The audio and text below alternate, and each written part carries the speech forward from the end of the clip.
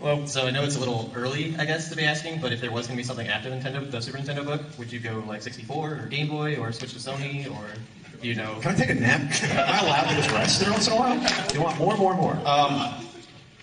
I don't think I do a 64 book. There is one that came out a few years ago that I think people say is okay or pretty good. Anthology. I don't know if you guys are familiar with that one. That pretty much has it covered. I think I would do a turbo book before anything else I did Super. Before people buy it. Are you totally done with books? I'm thinking about it. There's a potential for an N64 book, Game Boy. I don't know if there's a big enough market for either, but N64 is small. Game Boy is large, though, so that'd be tough. Any ideas or plans for the SNES book? Might be another book. What do you guys think? Press 1 for N64 book, press 2 for Game Boy book. Which one would you want me to do first? You guys can decide now. No, people want Game Boy so far. It's a lot more work than the N64 one, so I'm going to say N64 one's a lot less work to get out first before conquering the Game Boy. It's a lot less work. A lot less work. Oh, N64 is making a comeback.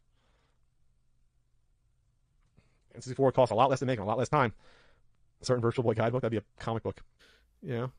TurboGrafx 16 book, yeah, 8 people would buy that. Virtual Boy Guide is being done by Jeremy Parrish. He's doing a Virtual Boy book. Genesis book, no one will buy it.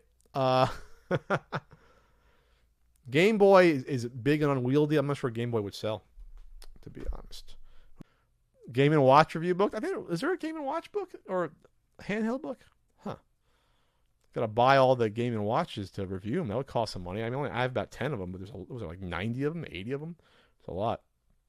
Why we're using emulators? Because there's like 20 different writers, first of all.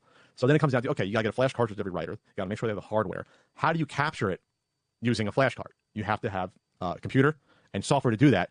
Now, once you captured the video, you got to go through that. Now you got to pick up pictures in the video. So you're basically quadrupling the amount of work being done if you're going to capture on real hardware. It just doesn't make any sense. If it was one person doing the project or two, yes, but it's untenable for a project of this size to manage. You can't do it. You can't do it. And the screenshots for 95% of the games are going to look like the N64. You won't tell the difference.